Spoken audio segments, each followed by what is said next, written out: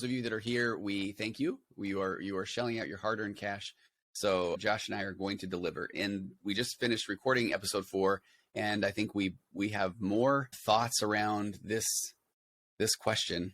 I want to say something very clever right now, Josh. I was going to say that could fill multiple bonus episodes, but that's neither here nor there. We talked about objectification in our answers. And I feel like that's a little bit of I don't want to say a hot button, but I'll give you my take in a second, because I think I have a lot of thoughts around objectification.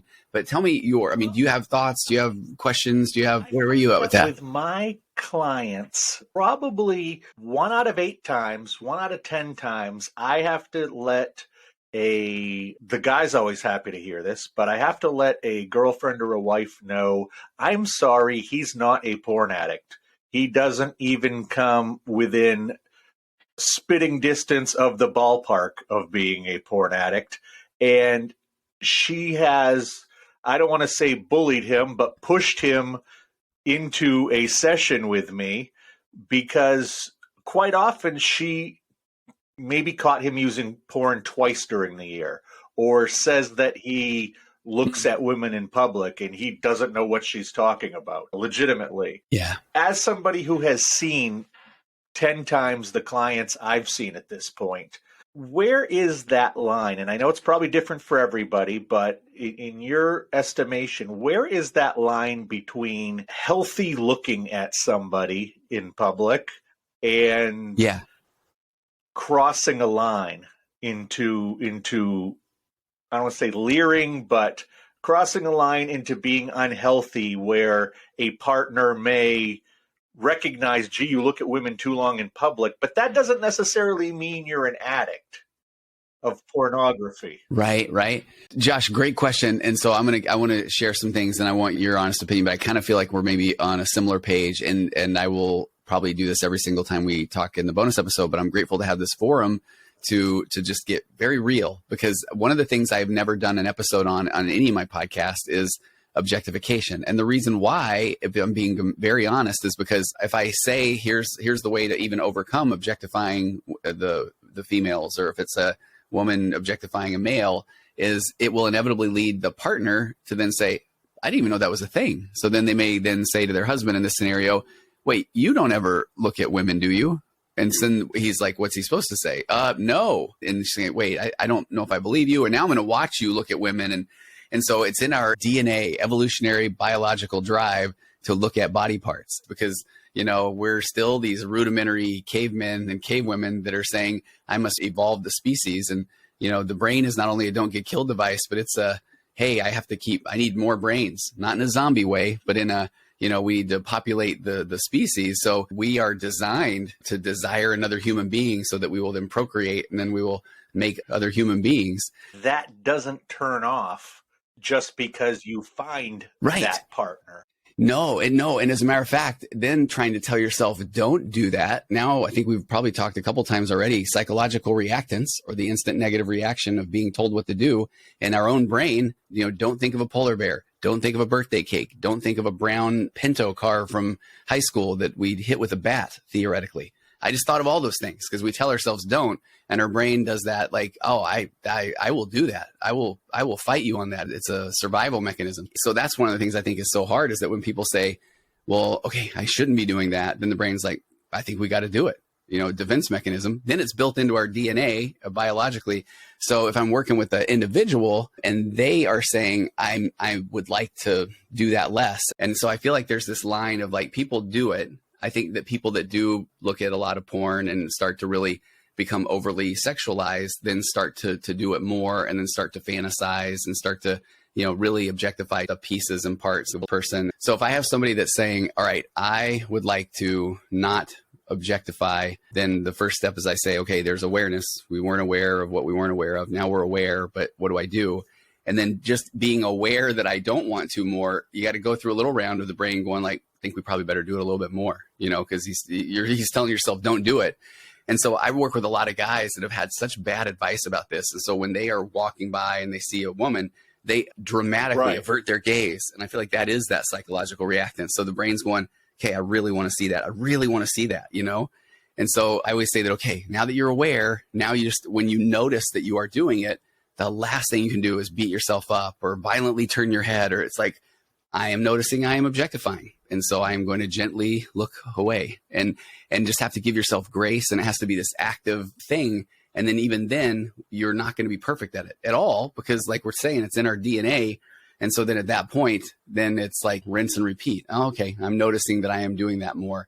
And I don't know if we've talked about violent communication, this Marshall Rosenberg author, but where I'm expressing something, and I didn't know you and I go way back now, but you know, your observation, what I'm saying, then there's a judgment. Oh, you just didn't want to get caught. And now if I'm like, oh no, then, you know, in theory, you could be saying, oh, you're not being honest with yourself. But my experience though, was as a therapist and working for 17 years with thousands of people, that I've now heard every story 10 different times. So take me on your train of thought. Like, well, I was just thinking how you handled those situations and how I probably would have diffused them with humor and just moved on right from there and not overanalyzed it. It's like different things. This is that concept of pretty much any dentist client I have at some point, I'll say, are you looking at everybody's teeth? And they're saying, absolutely. Or one of my daughters is a licensed cosmetologist. And I'm saying, are you looking at people's hair? And she's like, yeah, of course I am. What I do is I'm comfortable with the discomfort. And that's, in my experience, that's where the growth comes, you know, in sessions. Some people want you to pay you just to say, oh, wow, that's crazy. But most people are coming into me at this point because they want, and then it's not to be called out on their stuff, but there's so many things that we're not even aware of that are opportunities for self-reflection or self-confrontation or growth. But I will say, this is a thing that I think is interesting, is what you're starting with of, I do feel like it is absolutely normal. And I feel like this is where, I don't know, coach versus therapist, I want your honest opinion. So I work in this world of, we're so afraid of discomfort that we do anything to get rid of our discomfort. And again, I use humor all the time, Josh. You know, we distract, but then we'll tell our spouses that we do how we want to be honest with each other. And so I've talked about them plenty, my 4 pillars of a connected conversation. And I say that tension is where the growth occurs in a relationship, but we're so afraid of contention that we avoid tension altogether. And how do we get rid of tension? People will either shut down. I use humor. People will get angry. People will gaslight, people will deflect. And so this is one of those things where I feel like we don't have the tools from the factory to actually be able to communicate about difficult things. So we just sit on things until all of a sudden we can't take it anymore. And then we explode on our spouse, and then we argue back and forth, and then it gets really awkward. And then, you know, 2 or 3 days pass, and then we come back out of our bunkers and we're just kind of like, we good? The other person says, yeah, we're good. And then they come into me and they'll say, no, but we worked it out. And I'm saying, the absence of bad does not mean good in a relationship. You know, there's a lot of gold to be mined, but I just don't think that we have the tools, and especially to sit with the discomfort. I mean, the whole thing that we're talking about with pornography addiction, or turning to pornography as an unhealthy coping mechanism, I believe comes from that discomfort in various areas of life, you know? So let's say that I'm walking down the beach and there is a beautiful woman and a beautiful man walking towards me. And let's say, I have, you know, all of my years of being a heterosexual, you know, I have never gone in that direction, but I'm also not so blind and not so scared of my own sexuality that I can't notice that a man is very good looking. So if I'm walking down the beach and there's a beautiful man and a beautiful woman together, and I stop and I go, wow, she's got a body and a half. Wow, he's got a body and a half too. Am I equally objectifying if I would never have sex with that man? Or does there have to be a sexual component to it? No, such a good question. I appreciate that, because I do feel like this is the part where our brain is wired for all or nothing, or black or white thinking. And so I think you're absolutely right, where this is one of those where a couple will get into a tit for tat, and they might say, okay, but I think Larry's good looking, and I think whatever, and you don't think that I'm leering at them, or, you know, or whatever that. And that's where I feel like if people really have a mature conversation, then I think that's where it's like, it's not that black or white, where I think you're absolutely right, where there would be times where maybe somebody isn't. If you really dig into the weeds in this one, sometimes I used to use the reference of the old Twilight movie with the vampires, that if somebody, let's say they haven't had sex in a while with their spouse, and then all of a sudden they may start to objectify more. And that is the brain. It builds up, I used to have a urologist client. He said it was almost like the male would have a period where if he hadn't had an orgasm in a few weeks, I mean, then he had 30 different chemicals of the body saying, what are you doing? I mean, this is what you do. And so then that's where I almost feel like now all of a sudden Every woman looks beautiful, and this woman on the beach may even be like, I can't take this anymore. But then if he has a healthy sexual relationship and he's content with his job and he just played catch with his kids and and he's just feeling all connected, then I feel like maybe it's a little bit easy for him to go, that's just a beautiful species, beautiful human beings walking on the beach. I mean, so I think we can kind of even look at it at that depth. But then I also feel like once somebody does become aware, then again, it goes back to they're the only one that really truly knows in their heart that, man, those are beautiful people. And I admire, the physique. Right. And then I might even have a healthy conversation with my wife of like, okay, is that just genetic? I wonder if those people work out all the time. And now talk about the observation and judgment. I'm observing their physique. That must be, they must have been born with that. And meanwhile, they're counting their macros for the last decade. But that's why I love this conversation. So, so to answer, I feel like the answer is absolutely yes. There can just be a admiration of the human species.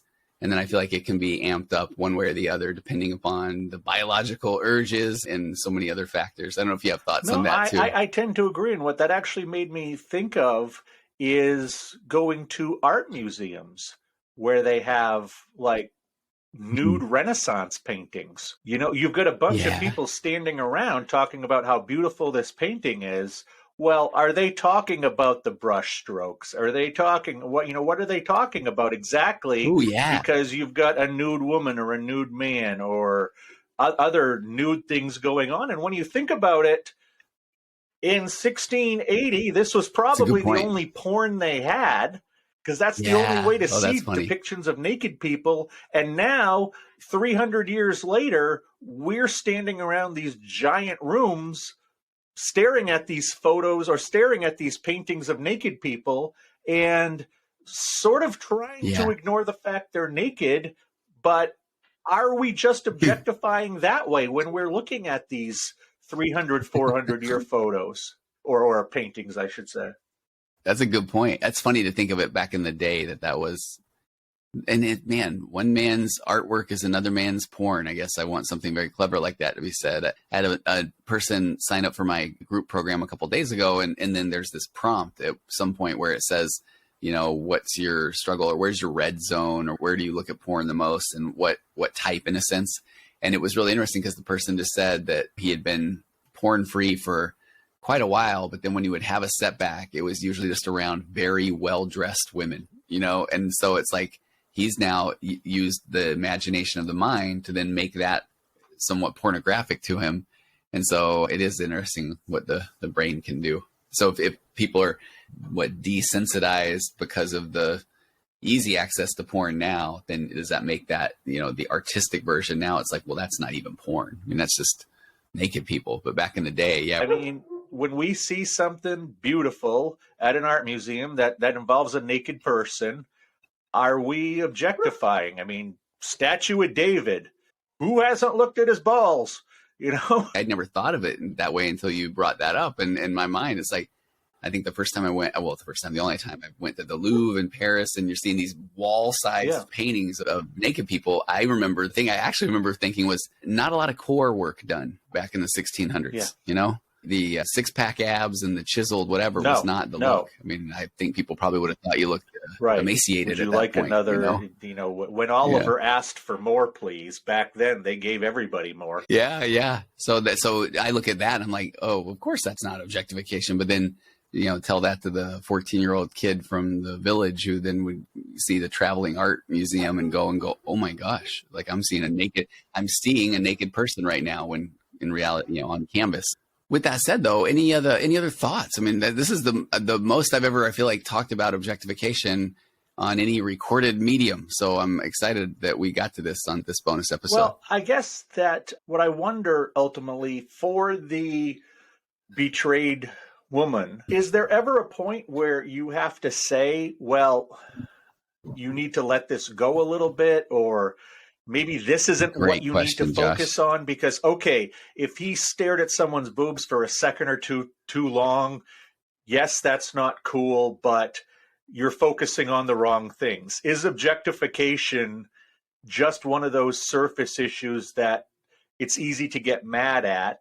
But if you're looking, If I'm on the beach and I'm looking at somebody a second or two too long, it's not like I'm going to end up going home with them. I'm not even going to talk to them. I'm not saying to my partner, boy, your body sucks compared to theirs. I wish I was with them instead of you. Yeah. None of that's being said. That's probably not even being thought. What's being thought is, wow, that woman has a good body. That woman has a good body and she's gone. Yeah. So is it something that should be such a, especially in this 2023 world that we're in, or even later as people are listening to this, is this something that we are applying 1950s morals to when maybe it's a little different these days? Times change. You know, I was in Hawaii recently and I hadn't been in Hawaii in 20 years. And I had no idea just how much the thong had taken over. Yeah. I mean, men, women, both. Yeah, I mean, I had no idea how many people, men and women, were wearing thongs. And my reaction when I see a butt, male or female, is to look at it because I don't get to see butts every day. There you go. And I imagine, Josh, are you in one of those like old timey long sleeve, like striped swimsuits from like the 20s? No, is that what you're looking out there on not. the beach? And thankfully for me, I actually hate the beach. That's why I have a swimming pool. I hate the beach. Okay. I hate sand. I hate parking. I hate eating sandwiches that have sand in them. Yeah. I don't like super cold water. There's nothing about the beach that I enjoy. So I'm okay in this area. Yeah. But again, I still wonder if is objectification in the world that we're in now as much of a red flag as it would have been 30 or 40 years ago when society was more conservative. So first of all, I have to do the therapist joke of like, Josh, did people leave you in a sandbox as a child unattended? Yeah, too much. Is that where that trauma comes from? That's probably where it comes from. There you go. Okay. Right. Okay. And I'm going to hammer this. It's so funny when we're working things out in my brain that maybe listeners don't care much about. You as a life coach, me as a therapist with also a certification, a life coach certification. This is why I love that the two can work together. And I'm as a therapist, I'm theoretically not supposed to be a fan of life coaches. No. I'm supposed to say they don't know what they're talking about. But I feel like we're both right here, right? Exactly, right? But I feel like the life coach in this scenario would say, hey, here, it don't make it a big deal. And here's how you get over that. And here's my 3-step method of, of being able to not worry about it. And then I feel like that gives somebody a little dopamine bump because ultimately, I would love for it to not be a big deal in a relationship. But then you go to the beach, then all of a sudden, if the betrayed is saying, okay, I need to let this go because I want my relationship and he is doing better and we are working out. But holy cow, he's looking at everybody, So then I feel like that's where the therapist comes in and says, okay, now that you're going to beat yourself up about that, you are making a bigger deal about it than you would like to. And you can't not think about the objectification, now let's kind of work with that, which that would be a whole separate thing. But to answer your question, I feel like it, especially initially, I know that we need to get to a place eventually where the reality is just bringing some gentle awareness to if it makes you, if to the betrayed, if that's a trigger and it's hard because when I see you do that, it makes me feel like you're comparing, but I know that's a me thing. And if the guy is saying, okay, I hear you and I want to give you that safety, but I also want to leave room for the fact that I'm a human. But that's where it's like, I would love to work on that a little more because I wasn't even aware that was such a thing. There's your mature conversation around it because now they're both leaning in and then almost the air quote fight is if he's saying, man, I just noticed that I was doing it again. And if she's saying, no, but I appreciate that, that's where we want to work to eventually to the point where then it's like, he's just aware that he's trying to not do it as much if it's a problem. And she's aware that he's a human being. And then she may even self-reflect and say, and you know what, I do it a little bit myself. But initially when people are so hurt, I feel like this is where what else, it's part of that catastrophizing when people don't know, they're like, I must be heard. And I've had sessions where we're talking about betrayal trauma and all of a sudden the wife saying, you know what? And also he doesn't brush his teeth very much, and I'm like, okay, all right, well, we're bringing it all out here,